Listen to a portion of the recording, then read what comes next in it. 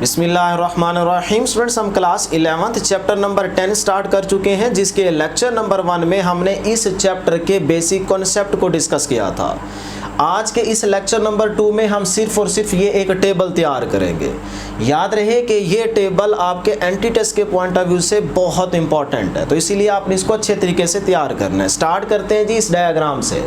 यहाँ पे हमारे पास एक कन्वेक्स लेंस है। कन्वेक्स लेंस में से आप देख सकते हैं कि 3 कैरेक्टरिस्टिक्स रेज पास कर रही है।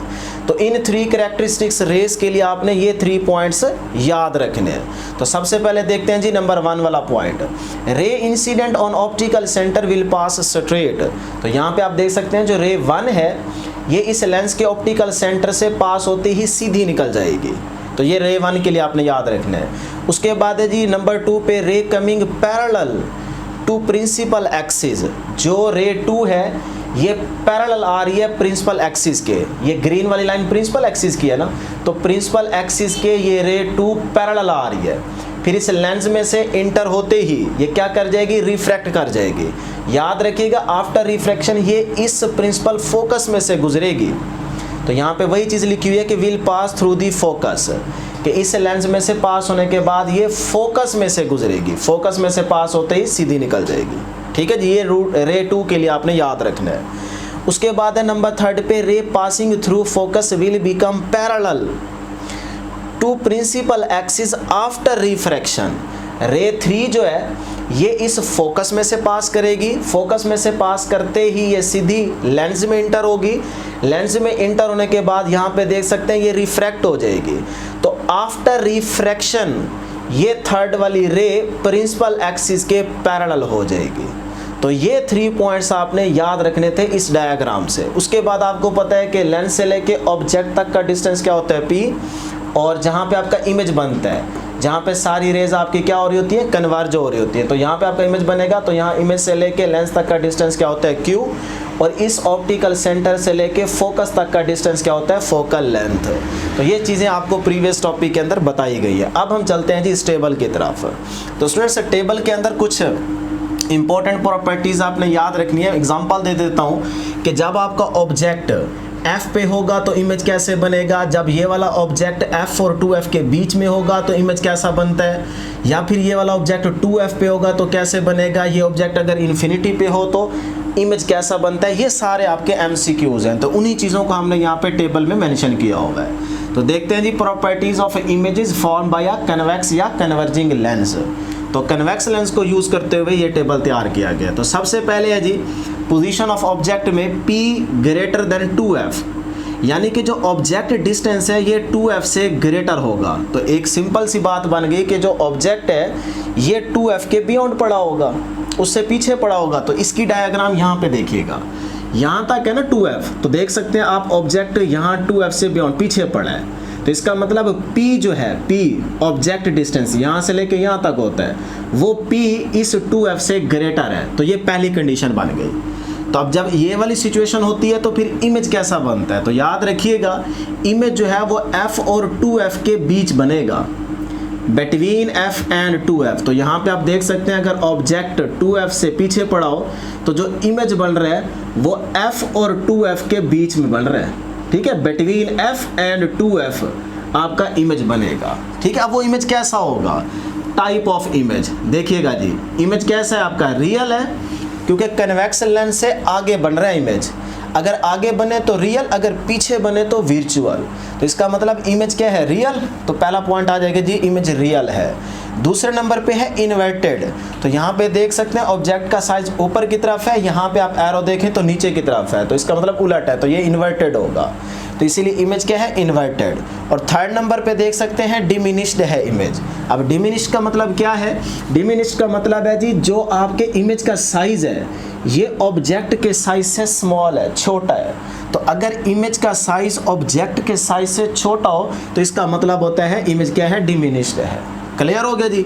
अब देखते हैं मैग्निफिकेशन। तो अब स्टूडेंट्स यहाँ पे अगर गौर करें तो जो Q है, Q ये P से स्मॉल है, यानी कि P जो है वो बड़ा डिस्टेंस है और जो Q है ये स्मॉल डिस्टेंस है, P से छोटा है।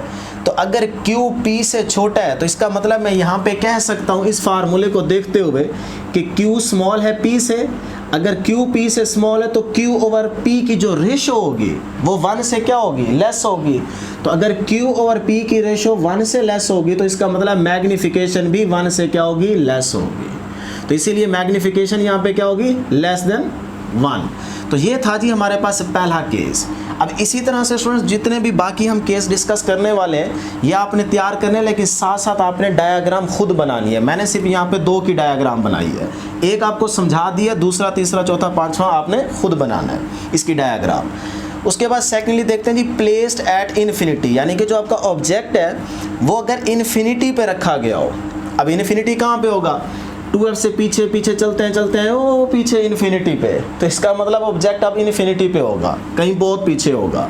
तो अगर ऑब्जेक्ट इन्फिनिटी पे हो तो याद कर लेंगे, एमसीक्यूज इंपॉर्टेंट है, इमेज जो है वो फोकस पे बनेगा। अगर ऑब्जेक्ट इन्फिनिटी पे रखा हो तो इमेज फोकस पे बनेगा। और इसी का अगर हम उलट कर दें कि ऑब्जेक्ट फोकस पे अगर पड़ा हो, ऑब्जेक्ट अगर फोकस पे पड़ा हो तो फिर इमेज इन्फिनिटी पे बनेगा, ये याद रख ले। ठीक है, पहले इसको देख लेते हैं। तो अगर ऑब्जेक्ट इन्फिनिटी पे होगा तो इमेज फोकस पे बनेगा, यानी कि अगर कहीं बहुत पीछे आपने इन्फिनिटी पे ऑब्जेक्ट रखा हुआ है तो इमेज इस फोकस पे बनेगा। अब जो इमेज इस फोकस पे बनेगा वो रियल भी होगा क्योंकि लेंस के आगे बन रहा है, और उसके बाद वो क्या होगा जी, इन्वर्टेड भी होगा, और उसके बाद थर्ड नंबर पे हमारे पास क्या होगा, डिमिनिश्ड होगा, बहुत छोटा उसका साइज होगा। ठीक है, तो ये सेम सिचुएशन आ जाएगी। और मैग्निफिकेशन क्या होगी, इसके कंपैरेटिवली ये बहुत स्मॉल होगी क्योंकि इसका इमेज का साइज बहुत छोटा होगा। ठीक है, जब आपने ऑब्जेक्ट को इन्फिनिटी पे रखा होगा तो इसीलिए मैग्निफिकेशन होगी वेरी वेरी लेस देन 1। उसके बाद आते हैं थर्ड केस की तरफ, ऑब्जेक्ट प्लेस्ड एट फोकस, यानी कि अगर आपने ऑब्जेक्ट को इस फोकस पे रखा हुआ है, ये थर्ड के लिए डायग्राम बनाई हुई है, इस फोकस पे देखें आपने ऑब्जेक्ट को प्लेस कर दिया। तो अगर ये वाली सिचुएशन हो तो फिर इमेज कैसा बनता है और कहाँ पे बनता है, तो याद रखिएगा image is at infinity, image infinity पे बनेगा। क्यों स्टूडेंट्स, देखिएगा यहाँ से रे 1 गई, ऑप्टिकल सेंटर से पास हो तो वे सीधी निकल जाएगी, और सेकंड वाली रे गई लेंस में से पास होने के बाद रिफ्रैक्ट होती फोकस में से पास करके सीधी निकल जाएगी। अब यहाँ पे देखें क्या ये 2 रेज आगे जाके कहीं मिल सकते हैं, नहीं। लेकिन अगर मैं इन्हीं का विर्चुअल पीछे इमेज शैडो ड्रॉ करूं तो ये रेज ऐसे आएंगी ना, इनका पीछे इमेज ऐसे बनेगा। अब ये चलते चलते चलते चलते वो इन्फिनिटी तक जाके कहीं ना कहीं ये दोनों रेज मिलेंगी, तो जहाँ मिल रही होगी वो आपका विर्चुअल प्रिंसिपल फोकस होगा, तो वहाँ पे जो इमेज बनेगा वो विर्चुअल होगा। ठीक है, लेकिन वो विर्चुअल इमेज ऐसे होगा ना ऊपर की तरफ, तो इसका मतलब इमेज आपका विर्चुअल होगा, अपराइट होगा, इन्वर्टेड नहीं होगा, अपराइट होगा। देखिए ये पीछे जाके मिलेंगी ना, तो जहाँ मिलेंगी ऐसे बनेगा इमेज, तो इसका मतलब वो अपराइट होगा। और तीसरे नंबर पे क्या होगा, मैग्नीफाइड होगा, बड़ा होगा इमेज। तो यहाँ पे देखिए ऑब्जेक्ट का साइज छोटा है, जो इमेज बनेगा वो बहुत बड़ा बनेगा, तो इसका मतलब आपका जो इमेज है वो क्या है, मैग्नीफाइड हो गया। तो ये जो लेंस होगा ये मैग्नीफाइड के तौर पे यूज़ हो रहा होगा, कन्वेक्स लेंस। तो ये थी जी हमारे पास थर्ड की सिचुएशन। उसके बाद मैग्नीफिकेशन क्या होगी, तो मैग्नीफिकेशन कैलकुलेट करने के लिए आप ये वाला रिलेशन यूज़ करेंगे और इसकी मैग्नीफिकेशन 1 से ग्रेटर होगी। अब 1 से ग्रेटर कितनी होगी, इन्फिनिटी होगी, तो यहाँ पर मैंने मेंशन कर दिया इन्फिनाइट होगी। ठीक हो गया जी, ये था हमारे पास थर्ड केस। उसके बाद चलते हैं जी नंबर 4 पे। अगर आपका ऑब्जेक्ट 2f पे प्लेस किया हुआ हो, यानी कि जो ऑब्जेक्ट डिस्टेंस है वो 2f के इक्वल हो, एक ही बात बन गई ना। तो इसका मतलब अगर ये वाला ऑब्जेक्ट हम इस 2f पे प्लेस कर दें, इस पे आपने डायग्राम खुद बनानी है, तो यहाँ पे अगर हम इसको प्लेस कर दें तो फिर याद रखिएगा image will be also at 2f। तो जो इमेज होगा यहाँ पे अगर आपका ऑब्जेक्ट रखा हुआ है 2f पे, तो जो इमेज बनेगा वो भी 2f पे बनेगा, याद रख लें, ये इंपॉर्टेंट है। तो इमेज भी 2f पे बनेगा, तो वही चीज़ मैंने यहाँ पे लिखी हुई है। अब वो कैसा इमेज होगा, वो रियल होगा क्योंकि लेंस से आगे बन रहा है, इन्वर्टेड होगा, उलट होगा, उसके बाद सेम साइज़, और उसका साइज़ उतना होगा जितना आपके पास ऑब्जेक्ट का साइज़ होगा, तो इमेज का भी साइज़ उतना होगा। कब, जब आपका ऑब्जेक्ट 2f पे रखा होगा, तो ये कंडीशन आ जाएगी। उसके बाद मैग्नीफिकेशन क्या होगी, अब दोनों का साइज अगर इक्वल है तो मैग्नीफिकेशन की रेशो क्या आएगी, 1 आएगी। Q और P की रेशो 1 होगी तो मैग्नीफिकेशन भी 1 होगी। उसके बाद है जी object placed between f and 2f। अगर f और 2f के बीच में रखा हुआ हो ऑब्जेक्ट, तो फिर स्टूडेंट्स इमेज कैसे बनेगा, image will be formed beyond 2f। Q greater than P। इसका मतलब जो आपका इमेज है वो इस 2F से परे बनेगा, दूर बनेगा, यानी कि इस 2F से पीछे, इस तरफ, इस तरफ, इस तरफ, फिर कह रहा हूँ 2F से पीछे बनेगा, पीछे। तो वो Q का जो साइज होगा, Q इमेज डिस्टेंस, वो तो ऑब्जेक्ट डिस्टेंस से बढ़ जाएगा, तो इसीलिए लिखा हुआ है Q ग्रेटर होगा P से। अब वो जो इमेज बनेगा वो किस तरह का होगा, जाहिर सी बात है रियल होगा, इन्वर्टेड होगा और मैग्नीफाइड होगा। अगर पीछे बनेगा तो इसका मतलब उसका साइज बढ़ जाएगा, तो मैग्नीफाइड भी होगा, इन्वर्टेड तो होगा ही होगा और रियल भी होगा। उसके बाद मैग्नीफिकेशन क्या होगी, ग्रेटर देन 1, क्योंकि आपके पास अगर इमेज मैग्नीफाइड हो रहा है तो इसका मतलब मैग्नीफिकेशन जो है वो 1 से ग्रेटर होगी। उसके बाद लास्ट में डिस्कस करते हैं जी object placed at P less than F, यानी कि अगर आपका ऑब्जेक्ट जो है वो फोकल लेंथ की इन साइड आ रहा है, या आप रखा हुआ है आपने, यानी कि ये है ना फोकल लेंथ, यहाँ से लेके यहाँ तक, तो inside of the focus या inside of the focal length अगर आपका ऑब्जेक्ट यहाँ कहीं रखा हुआ है, यहाँ कहीं, तो फिर आपके पास इमेज कैसे बनता है, image will be formed at Q is equal to D। Image वहाँ बनेगा जितना आपके पास डिस्टेंस D होगा, तो जब D के डिस्टेंस पे इमेज आके बन रहा होगा तो Q is equal to D हो जाएगा। तो इसका मतलब जैसे ही आप डायग्राम बनाएंगे तो आप चेक करेंगे तो आपका Q और D जो है ये दोनों बराबर आ रहे होंगे।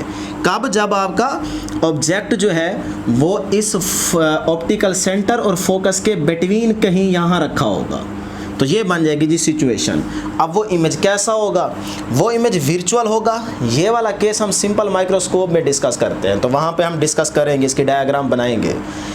इमेज जो है वो वर्चुअल होगा, इरेक्ट होगा, बिल्कुल आपके पास क्या होगा, सीधा होगा, और उसके बाद हमारे पास क्या है, मैग्नीफाइड होगा और बड़ा इमेज होगा। तो ये 3 सिचुएशन बन जाएंगी अगर आपका object in side of the focus रखा हुआ है। अब मैग्नीफिकेशन क्या होगी, वो 1 से ग्रेटर होगी, और उसके लिए हम रिलेशन कौन सा यूज़ करेंगे, 1 + D/F। तो ये वाला हम रिलेशन यूज़ करेंगे। तो ये थी जी हमारे पास आज की डिस्कशन। उम्मीद करता हूँ कि आपको ज़रूर समझ आई होगी। आज के लिए इतना ही, दुआओं में याद रखिएगा। अल्लाह हाफिज़।